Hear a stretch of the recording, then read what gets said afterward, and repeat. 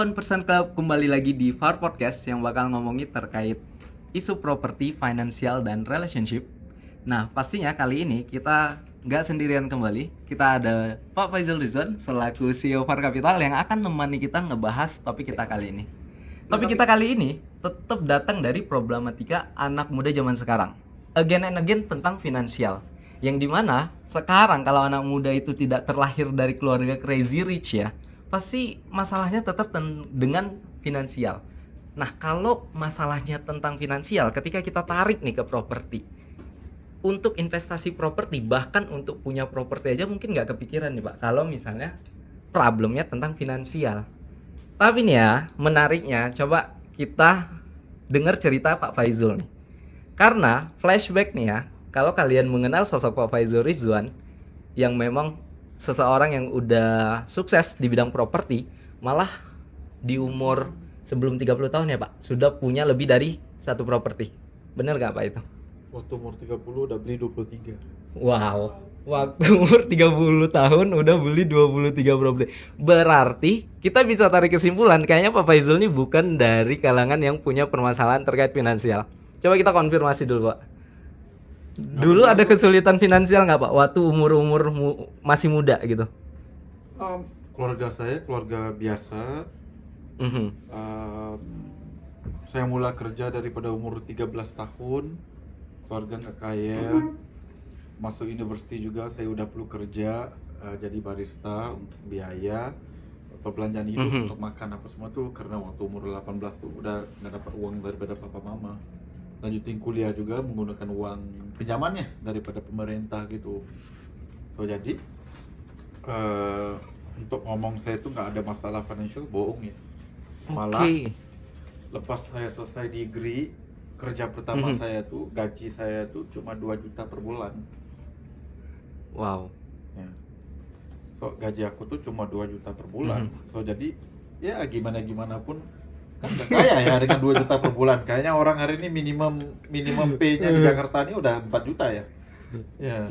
Ya, so jadi ya begitulah. Oke, berarti sebenarnya Pak Faizul ada permasalahan juga, bukan masalah ya. Sebenarnya kayak dulu berarti ya nasibnya samalah kayak anak-anak muda zaman sekarang yang selalu bermasalah dengan finansial ya Pak ya. Tapi kenapa waktu dulu Pak Faizul itu bisa berhasil punya properti sampai 30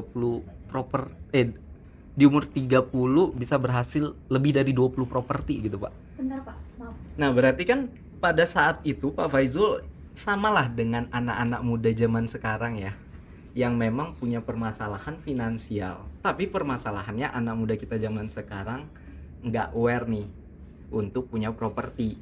Nah, tapi kenapa Pak Faizul waktu dulu bisa punya properti bahkan di umur 30 lebih dari 20 properti gitu? Apa yang membuat, apakah ada trigger khusus Pak pada saat itu ketika permasalahannya sama tapi malah Bapak lebih punya gitu dari yang orang-orang sekarang gitu? Oke. Aku tuh dari segi educationnya tuh biasa aja, masuk ke university lokal, public, bukan foreign.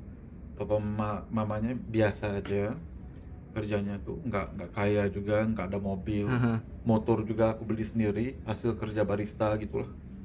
Nggak ada inheritance uang ataupun apa-apa, nggak ada ahli keluarga yang kaya yang beli banyak rumah kayak aku. Oke. Nggak pernah ada ya. Cuma mungkin dari segi mentality aku tuh sedikit beda ya, karena aku tuh baca buku namanya Rich Dad Poor Dad daripada Robert Kiyosaki. Buku tuh benar-benar mengajar orang, ada ya orang yang bisa memiliki beratus-ratus rumah tanpa menggunakan modal, dan modalnya adalah otaknya gitu. Oh, jadi daripada baca buku itu, minda aku tuh terbuka ya, kayaknya oke. Ya aku memang gak ada modal ya, but kalau aku tinggikan ilmu aku ya, aku tinggikan skill aku bisa beli properti itu tanpa modal. So jadi karena itu aku belajar ya cara gimana mau mau nyari properti yang bawa harga pasaran yang bisa aku beli, aku negosiasi sama ownernya itu untuk jual kepada aku tuh menggunakan capital atau modal sekurang yang boleh. Nah, so yang itu nomor 1 ya, karena udah baca buku tuh udah terbuka mintanya. Nomor 2 tuh aku nggak pernah pikir aku tuh miskin. Oke. ataupun aku tuh bermasalah gitu. Mhm. So aku just pikir ya udahlah, aku nggak ada, jadi aku perlu lebih kreatif aja. Ya, of course ya, aku pernah ke kuliah, teman-teman aku ada yang ada mobil, enak ya. Bisa kuliah, nggak perlu kerja, bisa fokus, bisa main snooker, bisa makan-makan, enak ya. Dibagi mobil ataupun minimalnya motor lah, sepeda oleh orang tuanya. Aku semuanya perlu sendiri dong. Tapi aku kayak ya udahlah, keluarga aku memang nggak kaya, aku perlu hasil gitulah. Dan papa mama aku perlu menjaga adik-adik cewek aku yang waktu itu masih sekolah. Jadi aku kayak cowok, ya udah aku ambil pendirian, aku cowok, aku perlu ada pemikiran untuk mandiri, ya udah aku kerja aja deh, aku bisa. Jadi aku nggak pernah melihat benda itu sebagai masalah sih, aku just melihat benda itu sebagai ya udah, itu kan semua orang juga kayaknya gitu. Ada beberapa orang yang hidupnya lebih beruntung, papa mamanya kaya, bisa fokus gitu kan kepada study. To me it's okay lah. Aku nggak pernah cemburu, aku nggak pernah melihat kemiskinan aku tuh sebagai masalah. Yang nomor satu waktu itu nggak ada masalah. Nah, bila aku udah dewasa nih, bila sampai ke umur 35 tahun, aku baru sadar yang aku tuh sebenarnya lahir di keluarga miskin. Untuk di Kuala Lumpur itu miskin. Dan sebenarnya kemiskinan keluarga itu sebenarnya rezeki. Kenapa, Pak? Ya karena kita tuh lahir dalam keluarga yang nggak kaya, jadi aku tuh udah biasa struggle dan kerja gitulah dari umur 13 tahun. Aku nggak pernah komplain kalau perlu kerja hingga jam 10, 11. Ya, berbanding dengan teman-teman aku yang lahirnya anak datuk ataupun papa mamanya memang keluarga, ada mercy-nya beberapa gitu kan. Mereka tuh perlu kerja 1 jam ekstra udah, oh my god, I don't have work-life balance, lembik sih. So bila aku melawan dengan orang-orang yang lemah kayak gini tuh, untuk menangnya tuh mudah banget. Aku this is much better ya, kerja di bank beberapa jam ada AC berbanding dengan kerja jual kedikat di tepi jalan. There's nothing to compare sih. So aku bersyukur aja, dan mungkin karena itu, dan aku tuh karena aku nggak ada uang miskin, aku tuh memikirkan cara kreatif gimana aku menghasilkan uang menggunakan otak aku. Ya, so jadi karena miskin itu sebenarnya rezeki. Rezeki yang membolehkan kita tuh sebenarnya berpikir dengan lebih kreatif. Nice to be highlight tuh, Pak. Iya, karena aku ada teman yang kayak investasi kayak aku, dia memang papa mamanya memang kaya banget. Ada rumah yang nilai rumahnya tuh 10 M, ada beberapa gitu loh. Dia nggak setanding aku, dia bisa beli 10 aja, loser banget loh. Padahal papa mama lu udah bikin properti itu udah 30 tahun ya Vantage.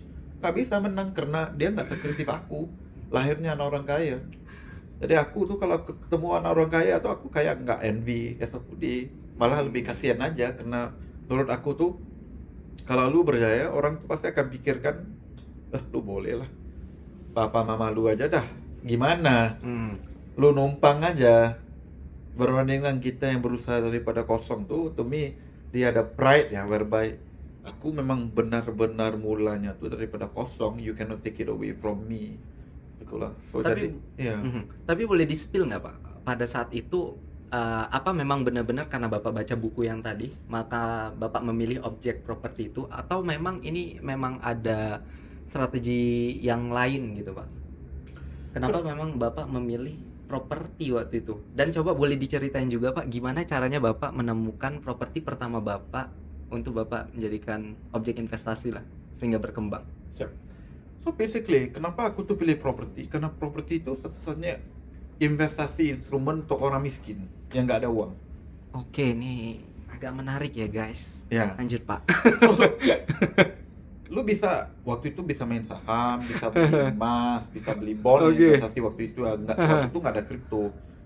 So gimana pun esok tuh dia ada kripto kan, yang lain juga masih ada. Semua itu perlukan modal ya untuk main. Nah, properti itu benar-benar kalau lu pintar, lu bisa negosiasi belinya properti itu benar-benar tanpa modal. Malah kalau lu cari properti yang benar, lu bukan aja nggak perlu bayar untuk beli properti, lu dibayar untuk beli properti itu. Menarik. So, jadi properti pertama aku beli sekitar 15 hingga 20% bawah daripada harga pasaran. Dan karena aku beli bawah pada harga pasaran, bila aku beli properti itu, aku dapat additional uang 100 juta, 30.000 ringgit. Oke. Ya, Mhm. dan properti itu satu-satunya investasi yang bank mau kasih pinjaman. Kripto That's nggak true. ada, Iya, emas that's nggak true. ada, saham nggak ada. Properti itu bank bisa kasih pinjaman hingga 30 tahun. Nah, tapi perlu bayar kan? Aha. Pinjaman itu masih perlu dibayar. Dan lu bisa cari orang lain untuk bayarkan loan lu. Right? So, Mhm. jadi properti benar-benar bisa dibeli tanpa modal. Mau Oke. belinya tuh, kalau pintar cari ya. Nomor dua, kan ada pembayaran tiap-tiap bulan. Mhm. Itu juga bisa menggunakan uang orang lain untuk bayar. Jadi properti itu benar-benar lu bisa jadi kaya menggunakan OPM, ada people's money ya, uang orang lain, right? Oke. So it was the only one yang aku bisa buat karena aku miskin. Mhm. Bukan karena aku rasa ya investasi terbaik, aku nggak ada pilihan. It was the only one yang aku bisa buat karena aku benar-benar nggak ada uang. Oke. Nah, tapi Pak, permasalahannya sekarang nih ya, kita ragu nih, apakah sebenarnya strategi atau pertimbangan Bapak ke yang dulu itu, apa masih relevan dengan kondisi yang sekarang? Kok sekarang kita bilang Pak, properti itu investasi yang tanpa modal. Padahal faktanya kita harus nyiapin DP kan Pak ya, untuk beli properti, terus kita harus minimal punya modal lah. Apalagi untuk di Indonesia ini Pak. Nah, ketika kita nge-reflect dengan fact itu, apakah itu masih relevan dengan strategi Bapak yang kemarin itu? Lebih mudah mau beli properti tanpa modal hari ini berbanding zaman saya. Menarik lagi nih guys. Malah jauh lebih mudah, Oke. ya. Kenapa? Nah, Kuncinya Pak? Kenapa Pak? Kenapa Pak? Ini menarik nih. bayarlah program gitu. Bukan ya, canda. No, karena kalau dulu tuh the concept of mau beli tanpa modal tuh is susah. Banyak orang nggak tahu konsep itu. Jadi karena itu banyak orang penjual yang nggak mau ya. Oke. Ya, hari ini konsep ini udah jadi normalitas ya. Kalau beli daripada pemaju ataupun developer seperti kan mayority property juga bayarnya cuma berapa juta, 1 juta juga udah bisa modal. Tergantung propertinya sih Pak kalau Iya. di Indonesia. Ya, oh jadi banyak sih sekarang ini udah lebih mudah untuk buat ini berbandingkan zaman dulu. Waktu zaman aku Oke. jauh lebih mudah menurut aku. Malah deal yang kita buat itu di Depok tahun kemarin itu kan sama, kita belinya hampir 35% ya di bawah harga pasaran. Beli rumahnya itu kan tanpa modal tuh bisa dapat 100 juta lagi. So untuk mereka yang ngomong benda itu cuma boleh dibuat masa lampau, nggak bisa dibuat sekarang, aku jujur aja lah, lu sebenarnya pemalas, lu nggak study subjek ini, jadi lu karena lu nggak mau menunjukkan lu tuh malas, lu menggunakan alasan itu sebagai cara untuk justifikasi kenapa ini nggak bisa dibuat. Ini zaman dulu bisa, zaman papa mama aku bisa justifikasinya. Walhal sekarang ini lebih mudah. Aku udah ada, kita kan ada klien gede ya di Malaysia tuh, ada 30.000 klien. Hari ini klien aku umurnya 26 tahun, 27 tahun, propertinya udah ada 6. Wow. Dia mulai beli properti umurnya 24. Waktu umur aku 20. Dan itu semua tanpa modal Pak? Apa modal lah. Dia juga miskin kayak aku. Nah, waktu aku umurnya 26 tahun, properti aku baru ada 3. Dia udah ada 7. 67 hari ini. Jadi ternyata lebih mudah buat ini hari ini berbandingkan zaman dulu. Oke, menarik guys tadi yang Pak Faizul singgung ya. Kalau misalnya kita sebenarnya pernah ngelakuin ini di Indonesia dan kita punya propertinya waktu itu di Depok ya Pak ya. Ya. Nah, kalian kalau mau cari-cari tahu kunci lebih detailnya tentang story ini, boleh komen di bawah dan tetap follow kita dan DM aja kita kalau kalian merasa tertarik gitu Pak ya. Ya. So aku boleh ngomong gini lah guys. Kesimpulannya dalam bagian properti ini, modal lu sebenarnya nggak terlalu penting. Dan ini aksisnya. Oke. Lebih tinggi ilmu kita, lebih kurang modal yang kita perlukan untuk investasi dalam properti. lebih kurangnya ilmu kita, lebih tinggi modal yang diperlukan. Jadi lu pilih. Kalau papa mama lu kaya, ya udah beli salah properti juga nggak apa-apa. Nah, lu tambah modal aja, minta uang papa mama kayak Super Cool Band ya. Ya, right? So apa-apa aja, ya, just be a second generation professional son ya. Right? So boleh. But kalau lu nggak ada modal, lu miskin, dan hari ini, it's not impossible ya to go buy property. Tapi ya untuk orang yang nggak ada modal tuh, kita effortnya tuh perlu jauh lebih gede ya berbanding orang yang ada uang. Oke, kalau misalnya kita ngomongin instrumen investasi yang lainnya Pak ya, kita compare sama properti, karena realitanya tetap bahwasanya di Gen Z dan millennials kita masih tren instrumen investasi yang lain lebih tinggi daripada properti itu. Karena apa? Karena alasannya yaitu dia keuntungan yang didapat lebih bisa instan. Kemudian juga modalnya memang benar-benar kecil. Tapi ya sebenarnya ini udah kejawab sih kalau misalnya properti itu tanpa modal. Tapi kan kalau instrumen yang lain tuh gampang dicairkan, Pak. Tapi kalau properti kan harus nunggu lama nih, Pak. Nah, malah kan Gen Z kita dan millennials ini kan orang-orang yang tingkat kesabarannya agak harus dipertanyakan gitu. Nah, kalau misalnya dengan kondisi kayak gini, apakah masih relevan, Pak? Apakah masih properti menjadi yang terbaik daripada yang lain? Menurut saya nggak ada masalah, karena lu nggak perlu cairkan modal, karena modal tuh nggak perlu. Oke. So, lo ada cash nih, ya udah cash tuh main yang lain, investasi yang lain yang perlu lebih cair gitu kan. Tapi properti itu soalnya kalau kita ada kerjanya oke, bisa dapat loan daripada bank ya, lu nggak perlu ke modal beli. Jadi ngapain perlu dicairkan gitu loh. Ya? Cuma properti ini dari persegi aset kelasnya itu adalah investasi jangka masa sederhana dan jangka masa panjang. Normally first 5 tahun tuh nggak akan lihat banyak hasil.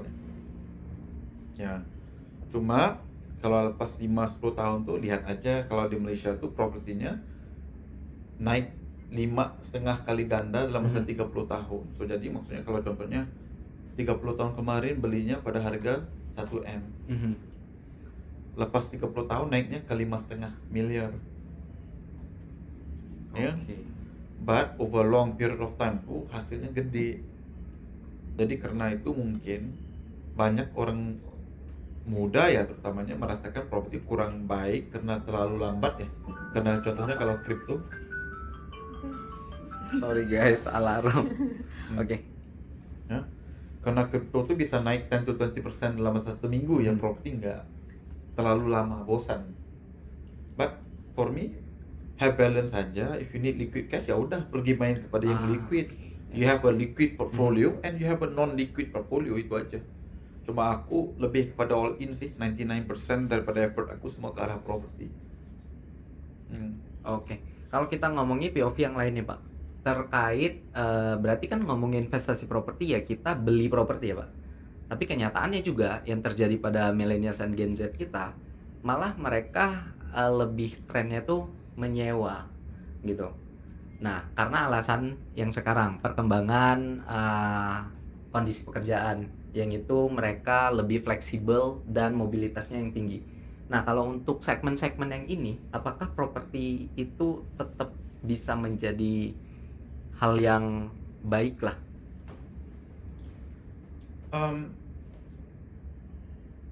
Faktanya adalah kebarangkalian harga properti itu untuk naik 5 hingga 10 tahun daripada sekarang jauh lebih tinggi, sangat tinggi. It's almost 100% ya. It's 99% ya possibility. Okay. So terserah sih, kalau pikirnya nggak mau beli properti sekarang for whatever reason ya, modal tinggi ataupun nggak fleksibel, ya udah. But you just have to be prepared to bayar dengan harga yang jauh lebih tinggi daripada sekarang, 5 hingga 10 tahun ke depan. Nggak percaya? Tanya aja papa mama lu, kapan mereka beli properti? Yes. Waktu itu umurnya ada berapa? Kalau dia beli 10 tahun ke belakangnya pasti jauh lebih murah, udah buat banyak duit. Nah, mama aku for example emang nggak pernah belajar ilmu properti. Rumah yang dia beli waktu itu nilainya sekitar 270 jutaan gitu. Ya, 270 jutaan. Ini orang yang nggak ada ilmu main beli aja. Selepas 30 tahun rumahnya tuh naik pergi 1,3 miliar. Oke. Naik 4 kali ganda. Lu bayangkan dulu nggak ada ilmu nih main bantai aja, main beli aja lo. Bisa main daripada nggak sampai 300 juta naik ke 1,3. Tanpa ada strategi apapun itu, Pak. Nggak ada strategi, beli aja. Beli aja gitu ya. Ya. So, bayangkan, apalagi investasi yang ada dalam dunia ini, lu setolol itu, nggak ada ilmunya, main beli aja, tapi rumahnya naik harga 3-4 kali ganda. Cuma properti dong. Iya juga, dengan dibanding instrumen yang lain ya, Pak ya. Mungkin emas ya, sama juga ya, karena iya, inflasi gitu. Tapi kan kalau kripto, kalau contohnya saham, perlu beli instrumen yang benar ya, baru bisa dapat. Benar-benar. Ya, so jadi properti itu ya udah, nggak perlu ada ilmu, beli, simpan 20-30 tahun, kaya dong. Ya, macam kayak aku udah kayak professional investor ya, beli hingga 20. Nah, karena itu dan aku juga beruntung karena kita ada property bull run. Jadi nggak sampai 10 tahun tuh, aku buat keuntungan sekitar 17 miliar. Ya, daripada hasil beli 20 properti, harganya naik 17 miliar untungnya. Jadi aku jual beberapa properti, aku dapat untung 2 miliar hasil jualan itu. Aku berhenti kerja. Terus beli Porsche. Wah. Nah, Baru life balance ya, Pak. so aku berjaya buat semua itu gak sampai 10 tahun. Oke. So, bilang ngomong emang gak cair. Ya maybe sih. So, Oke. worst case-nya memang gak cair, tapi emang benar gak cair. Emang lu tahu 5 tahun ke depan itu berapa harganya naik? Nggak tahu kan? Tapi kalau nggak beli, memang nggak akan nikmati. Aku juga waktu beli itu aku nggak tahu harga rumah tuh akan naik segede itu. Aku nggak nyangka aku akan jadi multimilioner umur 30. Aku nggak nyangka aku bisa beli Porsche umur 34 tahun. Nggak kepikiran aku. Tapi ya udah aku beli, dan harga rumah itu biasanya memang akan terus naik. Ya, karena kos binanya makin mahal, harga tanah makin mahal, tenaga kerjanya makin mahal, gimana properti mau jadi murah dong? Ya. Dia gini lah, kalau di Malaysia tuh aku selalu ngomong nih, kalau nasi lemak lu dengan teh tarik lu makin lama makin mahal, masakan harga rumah, harga sewa turun. Lu nggak logika dong. Oke. Right? So kalau di sini bisa ditukar dong. Ya. Kalau harga nasi goreng setiap tahun makin lama makin mahal, masa kan harga rumah tuh jadi makin murah? Alright. Oke, Pak, jadi banyak banget nih sebenarnya POV Pak Faizul terkait investasi properti yang mungkin ngebuka pikiran kita, guys. Jadi kalau misalnya kalian masih ke blog main ya terkait properti itu investasi yang mahal, properti itu butuh modal, tapi ternyata nih ada kita success story-nya lah, yang sebenarnya juga kita pernah terapin nih di Indonesia, dan juga sebenarnya Far Capital menyajikan materi-materi terkait itu. Jadi kalian pantengin aja terus e-course-nya kita, konten-konten kita, sehingga nanti kalian akan dapat lebih detail lagi terkait bagaimana to be Pak Faizul atau more dari Pak Faizul ke depannya. Nah, jadi inti dari kesimpulannya, Pak, jika misalnya nih kita bilang salah nggak sih kalau misalnya Gen Z dan milenial sekarang itu nggak mau beli rumah atau nggak mau tertarik sama sekali dengan investasi properti? Maaf, pulang balik soalnya. Nah, kesimpulannya adalah salah nggak nih kalau misalnya Gen Z kita sekarang dan millennials kita sekarang itu tidak mau punya rumah karena memang tadi faktor permasalahan mereka yang ada, dan mereka sama sekali nggak tertarik dengan investasi properti. Biasanya mereka nih akan mulai menyesal waktu umurnya 35 dan udah ada anak. Nice. Waktu single itu memang nggak kepikiran dong mau beli properti. Nah, kita tuh mulai akan pikir untuk beli properti kalau udah nikah dan udah mulai ada anak. Dan bila lu dihalau oleh tuan rumah lo yang menaikkan sewa 50%, waktu tuh baru kesadarannya keluar. Ya.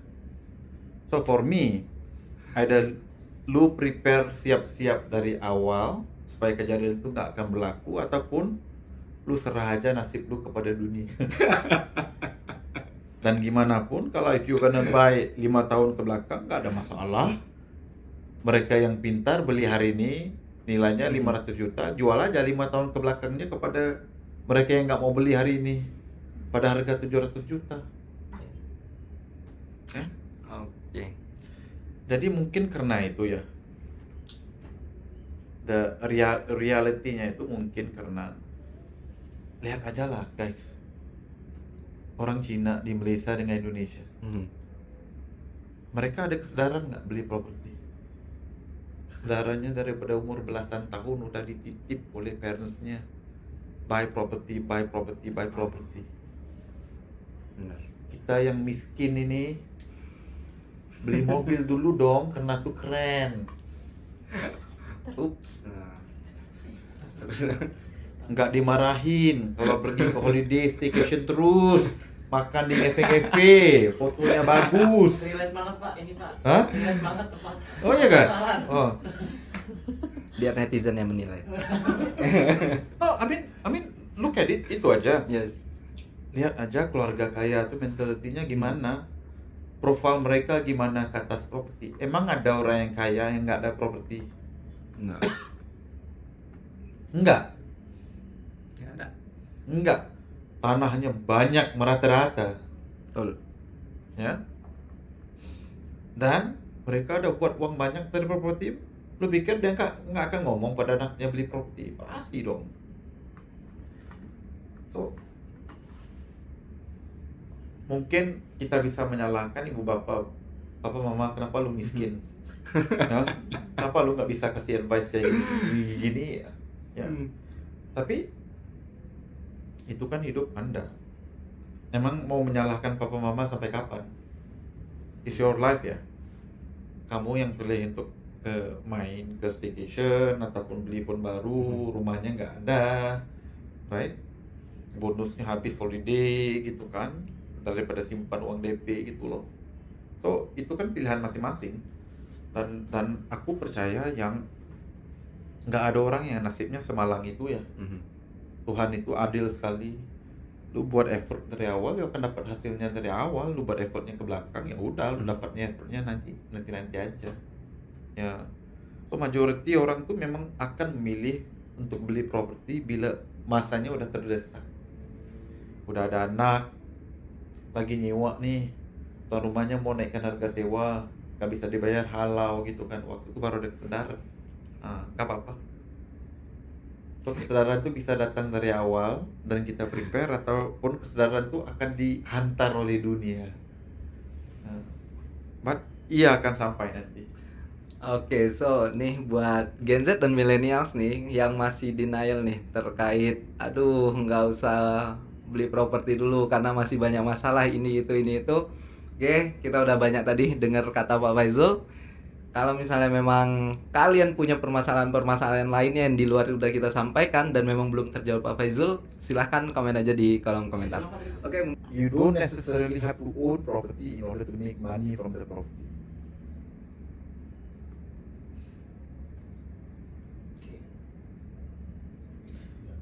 Emang orang yang escort ini buat uang nggak? Iya. yes. Do they make money from property? Yes. Does Kempinski make money from the Yes, property? but they don't They have. don't own the hotel. Yes. They don't own the building. Mhm. Iya. Ya. They operated the Yeah. property.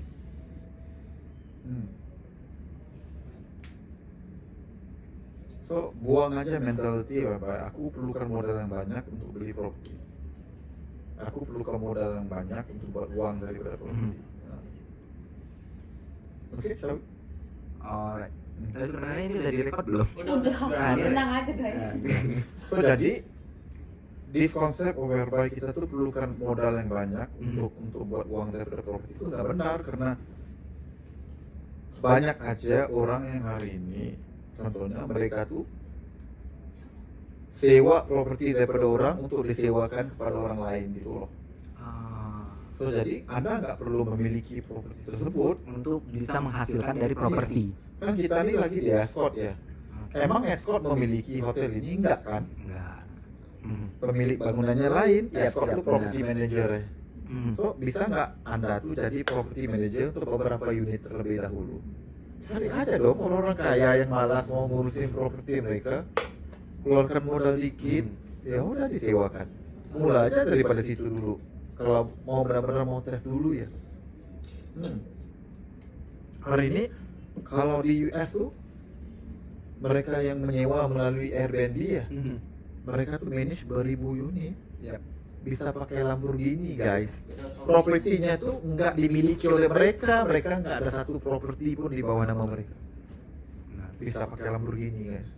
So buang aja mentality lu perlu kaya, lu perlu kaya, modalnya perlu gede untuk buat duit daripada properti. Kalau lu miskin, gunakan otak.